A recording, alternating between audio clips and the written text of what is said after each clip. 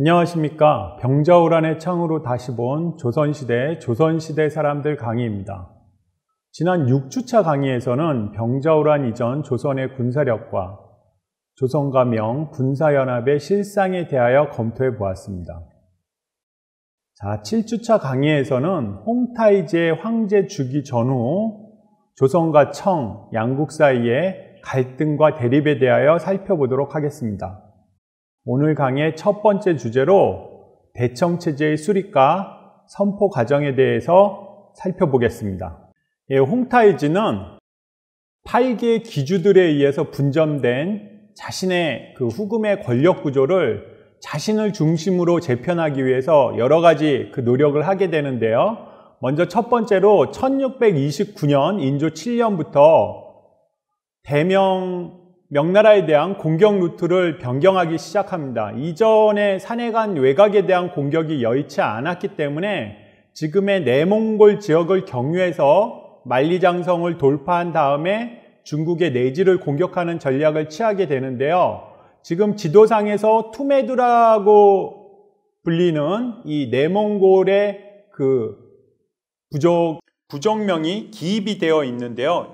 이곳 주변을 넓게 경유해서 이 만리장성을 여러 방면으로 이제 공격하는 그런 전략을 취하게 됩니다. 자, 이런 전략은 일종의 우회 전략이라고 할 수가 있겠는데요. 굉장히 성공을 해서 명의 많은 포로나 물자를 획득해서 기존까지 시달리던 그 요동의 경제난을 극복하는 데도 많은 도움을 줬고, 사실은 이렇게 명의 내지로 들어온 후금군이 북경을 포위 공격하는 그런 정도까지의 그 성과를 거뒀기 때문에 산해강 외곽에 있었던 명의 요동 외곽 방어선에도 상당한 그 충격을 주기도 했습니다.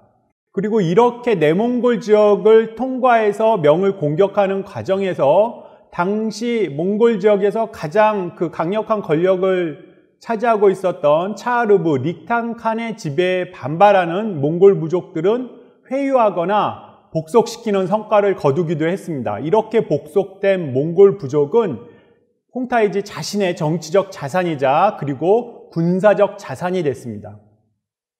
홍타이지는 자신의 중앙집권을 강화하기 위해서 투항한 한인 관료를 우대하는 정책을 취하기도 했습니다. 이전에 사실은 누르하치 집권 때부터 요동의 만인과 한인이 같이 살게 되면서 여러 가지 민족 갈등이 벌어졌었는데, 홍타이지 단계에 오면 이러한 만한이 주거지를 철저하게 분리를 해서 만주족과 한인의 민족 갈등의 소지를 제거했고요. 그 다음에 한인을 백성으로, 경작하는 노예가 아니라 백성으로 대우하기 시작하고, 이들 한인을 투항한 한인 관료들이 이제 지배하는 그런 이제 정책을 펼치기 시작했던 것입니다.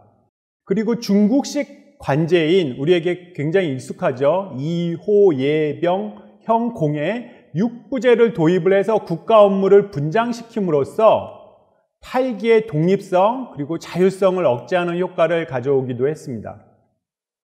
그리고 자신보다 연장자였던 8개의 유력 기주들, 그 중에 가장 유력했던 사람이 누르하치의 차남이었던 다이샨, 그 다음 누르하치의 조카였던 아민, 누르하치의 5번째 아들이었던 망굴타이였는데요. 이들을 전부 다 8개의 기주 자리에서 쫓아내고 자신에게 우호적인 인물로 교체하는 데 성공합니다.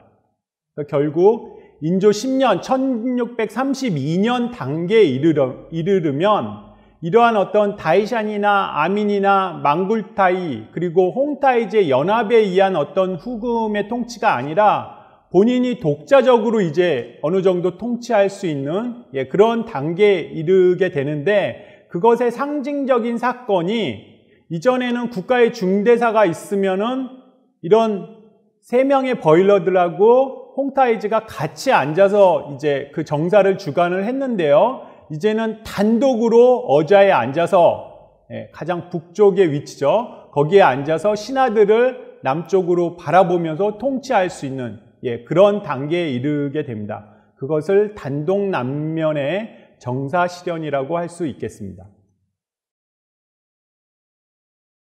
예, 그 다음 두 번째 단계로 이제 이렇게 영역이 확대되고 그 다음에 통치하는 어떤 백성들의 그 종족도 굉장히 확대된 상태에서 이렇게 확대된 어떤 자신의 그 국가를 좀 더 통합된 국가로 변모시키려는 그런 노력이 진행이 되게 되는데요. 그것을 이제 만몽한의 통합제국 지향이라는 측면에서 한번 살펴보도록 하겠습니다. 먼저 티베트 불교를 적극 장려를 합니다. 이 티베트 불교의 라마승을 초청을 해서 우대하는 장면을 많이 보이기도 하는데요. 여기에는 이제 오랜 전쟁에 지쳤던 자신의 신민들을 위로하려는 의도도 있었고, 그다음 무엇보다도 이렇게 확대되는 국가의 영역 속에 들어온 몽골족들이 굉장히 많이 믿고 있었던 종교가 티베트 불교였습니다. 그러니까 이 티베트 불교를 중심으로 자신의 통치 영역 내에 있는 이 백성들을 정신적으로 통합시키려는 그런 시도를 하였던 것이죠. 그 다음 인조 10년 1632년에는 신만문이라는 것을 제정을 합니다. 그러니까 새로운 국가를 세우고 아무래도 이런 국가를 통합시키기 위해선 중요한 수단 중에 하나가 문자인데요. 이미 누르하치 단계에 노만문이라는 새로운 문자를 제정을 하기는 했으나 이게 쓰기가 굉장히 불편했습니다.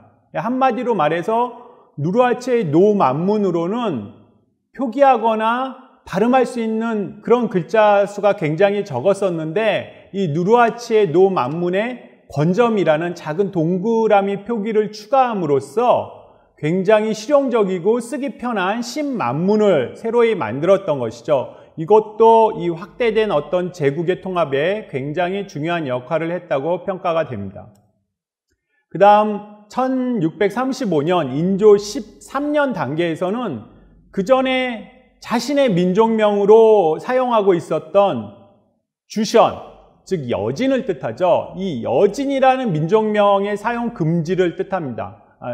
명령합니다. 그리고 여진과 같이 만주족이라는 민족명이 사용되고 있었는데 이제부터는 오직 만주족이라는 민족명만 사용하게 합니다.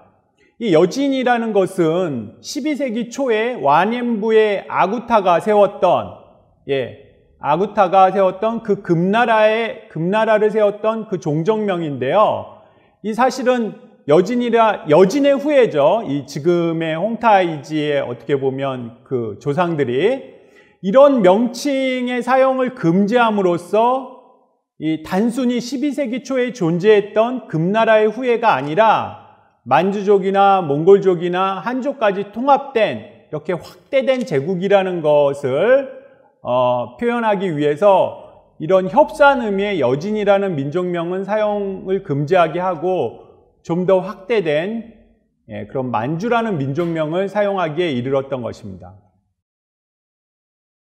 그 다음 인조 12년 1634년에 이르렀을 때 이 유목세계에서 굉장히 중요한 사건이 일어나게 됩니다. 북원의 제37대 몽골 대칸, 여러 번 언급됐었죠. 이 차하르브의 릭당칸이 이 누르하치의 공세에 계속 시달리다가 자신의 본거지를 이탈해서 티베트로 원정을 떠났는데 그만 이 천연두에 걸려서 사망하는 사건이 일어나게 됩니다. 근데 이제 중요한 것은 이 사람이 바로 북원의 제37대의 몽골 대칸이었다라는 사실입니다. 우리는 흔히 명나라가 들어서면서 징기스칸이 세운 원나라는 멸망한 것으로 알고 있는데 이 원나라는 멸망한 것이 아니라 자신의 고향 그 몽골천으로 되돌아가서 나라를 존속시키고 있었던 것이죠. 그게 바로 북원이고 이 북원 이후에 징기스칸의 남계 자손만이 이 북원의 어떤 왕권을 계승한다라는 그런 신념과 믿음 속에서 이 북원의 어떤 정통성이 계속해서 이어지고 있었는데 그 마지막 계승자인 릭탕칸이 사망하기에 이르는 것입니다. 그리고 이듬해에는 릭탕칸의 부인하고 장자가 홍타이지에게 릭탕칸이 보유하고 있었던 대원 정국의 옥새를 가지고 귀순하게 됩니다. 그러니까 대원이라는 나라에서 전해 내려오던 그런 옥새, 이 결국엔 왕권과 정통성을 상징하는 그런 물건이라고 할 수가 있는데요. 이것을 드디어 홍타이즈가 획득을 하게 된 거죠. 그러니까 이런 차르가 지배하고 있었던 어떤 그 내몽골 지역도 전부 통합을 하게 되고 대원 전국의 옥새를 획득함으로써 그야말로 홍타이즈는 이제 후금이라는 낡은 정치체제를 벗어 던지고 새로운 정치체제를 수립할, 그리고 자신은 후금에 한해서 그 새로운 정치체제의 황제로 즉위할 명분을 확보하게 된 것입니다.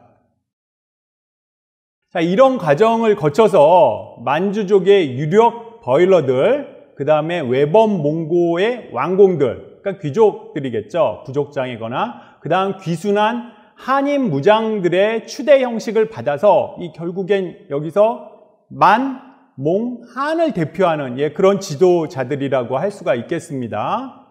드디어 1636년 음력 4월에는 관원 인성 황제라는 존호가 이들에 의해서 홍타이즈에게 진상이 됩니다. 아마도 이것은 홍타이즈의 의도였고, 근데 형식은 이들 신하들의 어떤 추대에 의해서 자신이 황제의 자리에 오르는 그런 효과를 보여줬다라고 할 수가 있겠습니다. 그래서 1636년 4월에 새로운 정치 질서의 이제 탄생을 선포를 하게 되는데요. 국호는 대청국이라고 했습니다. 만주어로는 대청을 다이칭이라고 발음을 하고요. 국은 구룬이었습니다. 그러니까 사실은 역순이죠. 만주족들이 다이칭 구룬이라는 나라를 세웠는데 그것을 한역한 게 대청국이라는 국호가 됩니다. 그 다음 새로운 연호는 숭덕이라고 했습니다. 굉장히 어떻게 보면 유교 문명권의 냄새가 나는 그 연호라고 할 수가 있는데요. 이것은 이전의 국호였던 금국, 즉 금나라 금자, 세금자, 황금금자를 써서 금국이라고 했는데요. 이것은 만주어로 아이신 구룬이라고 했습니다. 왜냐하면 만주어에서 황금을 뜻하는 게 아이신이었고 나라를 뜻하는 게 구룬이었기 때문에 아이신 구룬이요. 누르하치가 세운 후금의 정확한 국호는 아이신 구룬이었던 것이죠. 그리고 누르하치는 연호를 천명이라고, 이것도 굉장히 유교적인 냄새가 물씬 풍기는 그런 연호를 채택을 했었는데, 이 단계에서 누르하치의 아들 홍타이즈는 대청국이라는 국호, 그 다음에 숭덕이라는 연호를 쓰므로 해서 이전과는 다른 정치체제가 성립이 됐다라는 것을 표명을 했던 것입니다. 여기서 잠시 더 살펴보면 이 누르하치 이후에 청나라 황실의 성씨가 아이신 기요로라는 것을 여러분 떠올리실 수가 있을 겁니다. 그러니까 원래 누르하치의 조상들이 사용했던 성씨는 기요로였는데 그것을 좀 더 구별하기 위해서 누르하치 이후에 그 일족들만이 쓰는 새로운 성씨가 고안됐는데 거기에 황금의 씨족, 그러니까 아이신이라는 그 접두사가 붙어서 누르하치 이후에 자손들이 쓰는 성씨는 아이신 기요로가 되었던 것입니다. 아마 만주어로 누르하치의 정확한 이름은 아이신 기요로 누르하치, 아이신 기요로, 그 다음 그의 아들은 아이신 기요로 홍타이지, 아마 이렇게 명명이 됐을 겁니다. 그 아이신 기요로의 한자 번역이 바로 애신강나였던 것입니다. 자, 이렇게 새롭게 탄생한 대청국이라는 이런 새로운 정치 질서는 지금까지의 과정에서 보았다시피 분권적인 팔기 권력에 이제 집중을 의미하고요. 그 다음에 만주족, 즉 그 기원은 12세기에 금나라에 있었죠. 여진족이 세웠던 그 금나라의 어떤 정통성을 이어받았고, 그 다음에 몽골족, 몽이죠. 여기서는 아까도 살펴보았다시피 대원 전국의 옥새의 획득을 통해서 그 유목 제국을 광대하게 통합했던 그런 몽골 제국의 어떤 징기스칸이 세운 몽골 제국의 정통성도 이 청에 그 흡수되었음을 볼 수가 있습니다. 그 다음 이제 중화 문명의 어떤 한까지 포함시켜서 정치적 통합을 이룬 이 새로운 나라를 세웠다라는 걸 표명을 했는데요. 이럼으로써 이제는 더 이상 한이 아닌 명과 대등한 새로운 국제 질서를 창출하기에, 그래서 자신은 이제 한이자 황제로서의 그 자리에 오르게 된 것입니다. 이러한 어떤 청제국의 지향은 1644년에 명나라를 멸망시키고 흡수함으로써 전통적인 어떤 한족 왕조의 정통성까지 흡수함으로써 더욱 강화되었다라고 정리할 수가 있겠습니다. 이상으로 오늘 강의의 첫 번째 주제인 대청체제의 수립과 선포를 마치겠습니다.